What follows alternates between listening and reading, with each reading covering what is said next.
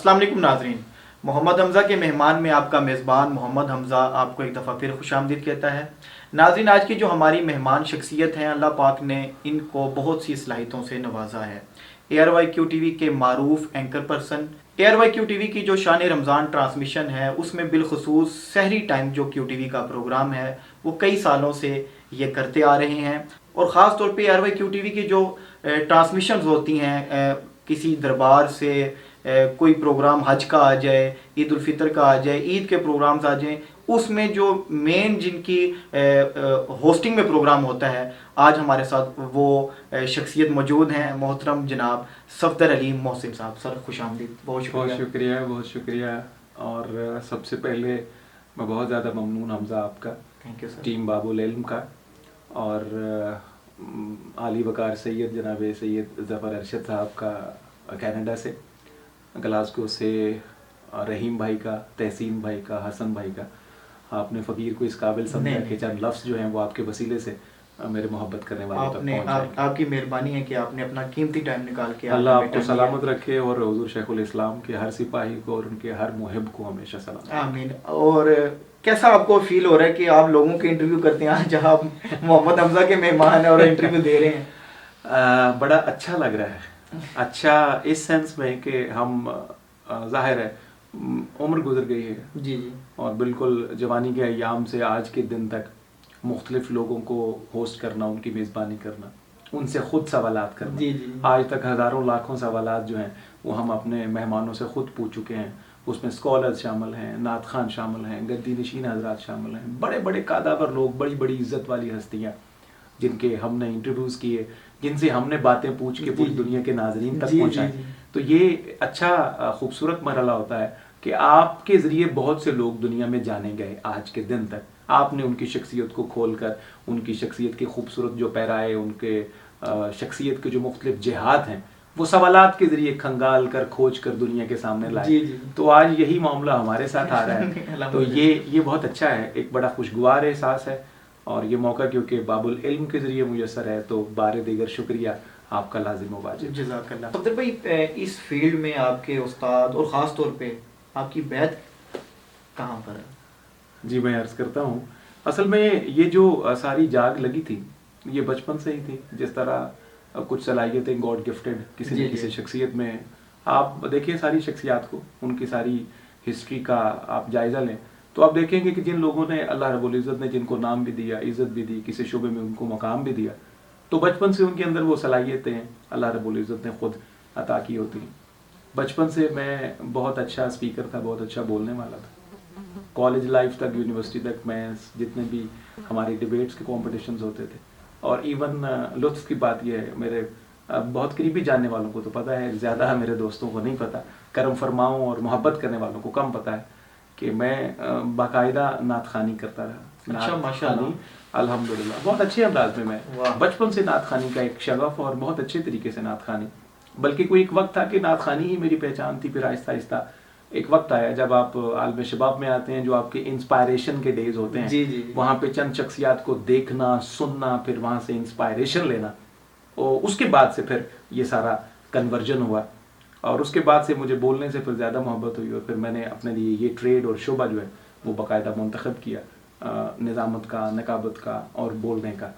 तो ये college university के ज़माने से, स्कूल के ज़माने से ये सारी सलाहियतें और ये नेमतें मेरे शामिल हाल रखी अल्लाह रब्बुल इज़्ज़त ने। अल्हम्दुलिल्लाह। नात खानी का भी एक सिलसिला था। मेरा वो जो सवाल था कि उस्ताद आपका, मैं आपको बताता हूँ, हुस्न इत्तेफाक देखिए कि नकाबत की दुनिया में, नकाबत की दुनिया से ताल्लुक़ रखने वाला कोई शख्स मेरा उस्ताद नहीं है। ठीक, ये एक इस फील्ड में नकाबत हैरत वाली बात होगी। जी जी, बिल्कुल। कि मैंने जो नकाबत सीखी है, जिस तरह मुल्क के मारूफ नकीब हैं, होस्ट एंकर पर्सन्स हैं, उनके बहुत सारे शागिर्द होते हैं। जी जी, तो इस तरह मुझे ये सआदत किसी उस्ताद से इस तरह नहीं मिली।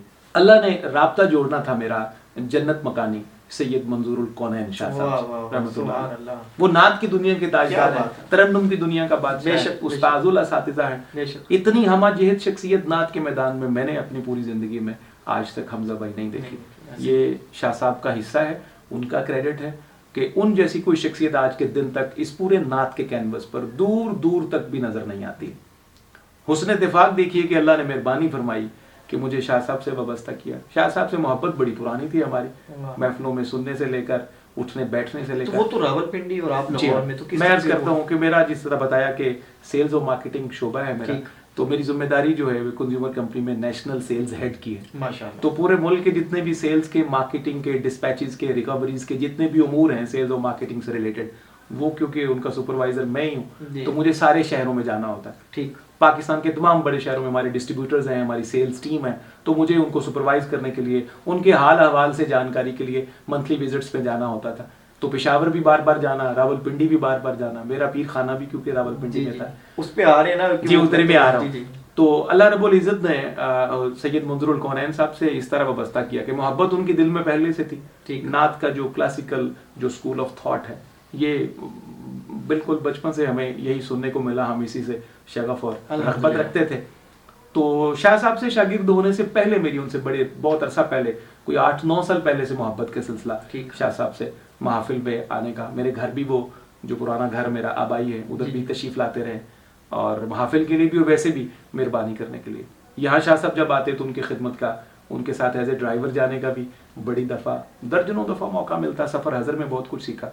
तो मैंने जो शेर फहमी सीखी जी, शेर की जो तहजीब सीखी, अच्छा शेर क्या होता है, उसको पढ़ते कैसा है, उसकी पढ़त भी जो सीखी, और उसमें जो बेहतरी लाया। ऑल्दो कि मैं इससे पहले भी इस शोबे में अल्लाह रब्बुल इज़्ज़त ने शाह साहब के ही सदके एक मुनासिब सा नाम मुकाम मुझे दे रखा था जी। लेकिन जब फिर शाह साहब की सोबत मुयसर आई, उनके कदमों की रफाकत मुयसर आई, तो फिर मैंने उनसे बहुत कुछ सीखा। बड़ी बड़ी रातें जाग कर मैंने उनसे शेर फहमी, अच्छा शेर, खूबसूरत शेर, अच्छा लहजा, बेहतरीन असातिज़ा के बेहतरीन चुनिंदा शेर क्या क्या होते हैं, लहजा कैसा है, आपने शेर को पेश करना है, उसकी पेशकारी क्या होगी, आपके तासुरात कैसे होने चाहिए, आपके हाथों के, आपकी बॉडी लैंग्वेज कैसी कैसी होनी चाहिए। इनमें से मैंने बहुत सारी बातें हुजूर किबला सैयद मंजूरुल कौनैन से सीखी। तो मेरे उस्ताद बेसिकली वो हैं, ऑल्दो कि वो नकीब, नाजिम या इस शोबे से ताल्लुक नहीं रखते, लेकिन मैंने ये काफ़ी सारी अच्छी चीज़ें सैयद मंजूरुल कौनैन से सीखी। वो सैयदों के आप क्योंकि शागिर्द हो गए, तो वो फैज़ फिर साथ आ गया। उससे पहले एक फैज़ जो मुसलसल मुझे फैज़याब कर रहा था,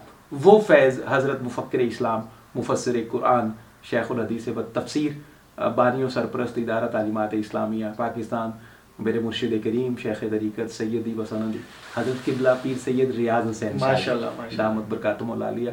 मैं अपनी शादी से पहले का शाहजी के दस्ते मुबारक पर बैत हूँ।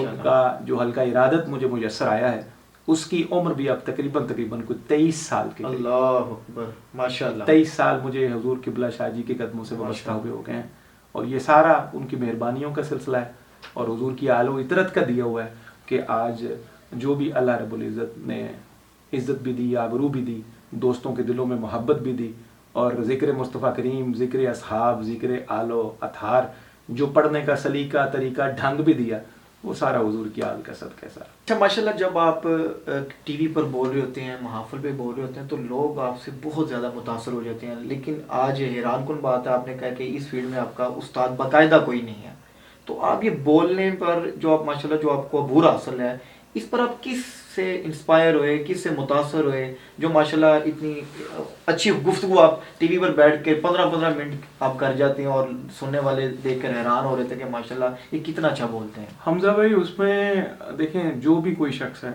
ये एक कुदरती अम्र है, नेचुरल एक फैक्टर है कि आप किसी न किसी से इंस्पायरेशन ज़रूर लेते हैं ज़िंदगी में जी। जो शख्स ये कहे कि नहीं मैं बस वो माँ के शिकम से सारी सलाहियतें खुद लेकर आया था जी, तो मैं तो खैर ऐसी बात मुझे तो नहीं हज़म भी नहीं होती, ना मेरे शऊर उसको कबूल करता है। हम मुआशरे से, राइट लेफ्ट से, माहौल से, शख्सियात से, बड़ों से, छोटों से और कुदरत की मुख्तलिफ तख्लीक़ात से हम सीखते हैं सारे। तो इस तरह मैंने भी सीखा, बहुत कुछ किताबों से सीखा, बहुत कुछ मुताले से सीखा, बहुत कुछ जो है वो अपने शेख करीम की सोबत से सीखा, और ज़िंदगी में बिलखुसूस जो है जो बोलने के एतबार से मुझे नकाबत की दुनिया में मैंने 2 शख्सियात का जिक्र किया, सदीदी साहब का, कुद्दूसी साहब का, वो बहुत शानदार बोलने वाले थे, उनसे बहरहाल इंस्पायरेशन ली, देखा कि लफ्ज़ जो हैं उनका चुनाव कैसे होता है और आपने लफ्ज़ों को कैसे पेश कैसे करना।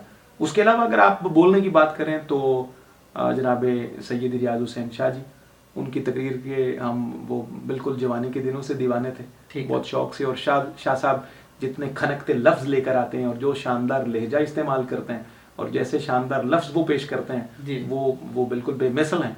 और इसके अलावा बिलखुसूस जो हैं वो हज़रत शेखुल इस्लाम डॉक्टर मोहम्मद ताहिरुल कादरी साहब। जी। हमने अपने बचपन से, जब डॉक्टर साहब किबला बिल्कुल जवान थे और उनका वो शबाब का आलम था, उनकी वो तकरीरें भी आज तक, उनके भी बहुत सारे पोर्शंस, उनके बहुत सारे हिस्से जो हैं वो मेरे हाफजे में नक्श हैं।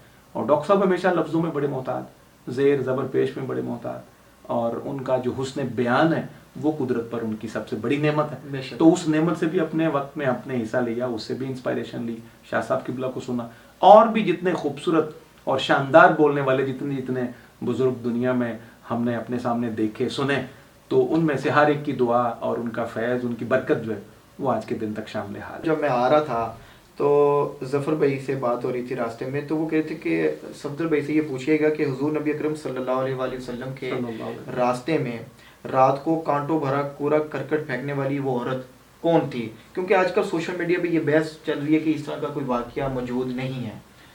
तो जब ये तो जो शख्स ये कहते हैं कि इस तरह का वाक़या मौजूद नहीं है, तो इसका मतलब है वो सीरत के जो बुनियादी माख़ज़ हैं, जो सीरत की इतनी आज तक सैकड़ों हज़ारों किताबें लिखी गई हैं, ये वाक़या तो सीरत की हर किताब में लिखा है।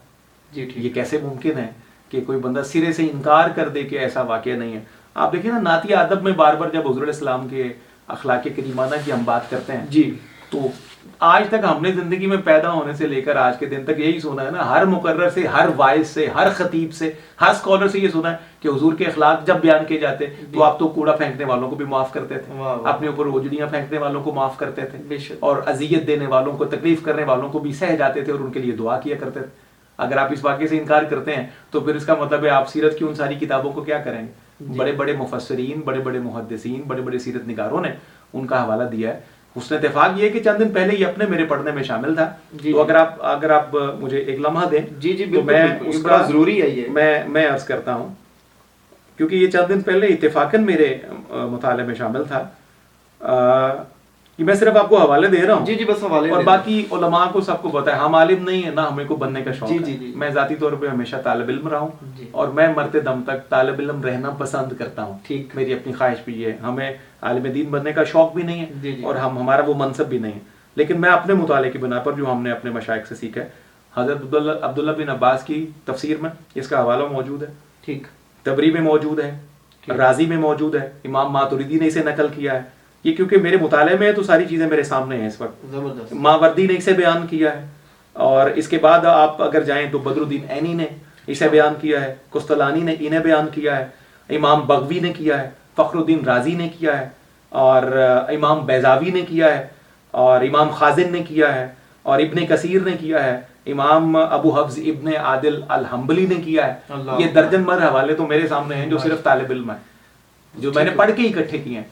बाकी अगर आप उलमा की बात करेंगे, स्कॉलर्स की बात करेंगे, तो वो तो आपके सामने ढेर लगा देंगे ऐसे तमाम हवालों का। उस औरत का शजर नसब भी सबको पता है, जिस खानदान से वो ताल्लुक रखती थी उसका भी पता है, और जिन जिन लोगों के साथ उसकी रिश्तेदारियां थी सबको पता है। लेकिन बहरहाल वो आपने किसी शय से सिरे से इनकार करना हो जी जी, तो फिर इनकार करने वाले हमारे यहाँ बहुत ज्यादा है। और अब जाते जाते बाबुल इल्म के फॉलोअर्स के लिए क्या पैगाम होगा आपका? बाबुल इल्म के लिए तो हमेशा देखें जी, हमारे हाथ जिस तरह आप उठे हैं दुआ के लिए वैसे ही उठते रहते हैं। आपके लिए, सैयद ज़फ़र अरशद साहब के लिए, रहीम भाई के लिए, तहसीन के लिए, हसन के लिए, और जितने भी आपके मुहिब्बीन हैं और जितने भी आपके सारे इस काम में आपके दस्तो बाजू हैं।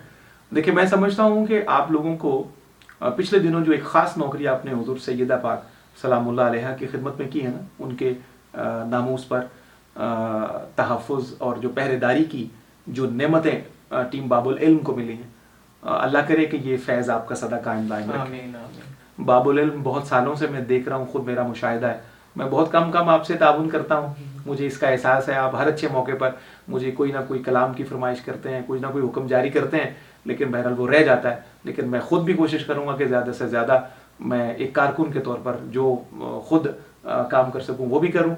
लेकिन आप लोगों के लिए बहुत सारी दुआएं हैं, आपको अल्लाह हिम्मत भी दे, आपको और बेहतर काम करने की तौफीक भी, सादत भी, वसाइल भी दे, और बाबुल इल्म के ज़रिए बाब मदीनतुल इल्म का जो फैज़ पूरी दुनिया तक जाता है, अल्लाह उस फैज़ को सलामत रखे और आपके हर कारकुन की खैर हो। डट के काम करें, मोहब्बत से काम करें, हुजूर की उम्मत के लिए बेहतरीन काम जो है वो हमेशा आपके नसीब में हो। सर बहुत शुक्रिया आपका, अल्लाह आपने कीमती टाइम दिया। अल्लाह आपको सलामत रखे, थैंक यू सर, हमेशा शाद आबाद रखे, और पूरी टीम जो है बाबुल इल्म की, अल्लाह इसकी सदा खैर रखे। जी नाज़रीन, आज के लिए इतना ही। इंशाल्लाह अगले प्रोग्राम में दोबारा मिलेंगे। इस शेर के साथ मैं आप सबसे इजाज़त चाहूँगा कि मुझे तो सुरखरू होना है, हाँ हाँ हाँ, सुभान अल्लाह, मुझे तो सुरखरू होना है सैयदा पाक की निगाहों में, अल्लाह अकबर, मुझे तो सुरखरू होना है सैयदा पाक की निगाहों में, ज़माने का है क्या नासिर भला जाने बुरा बुरा जाने, अल्लाह अकबर।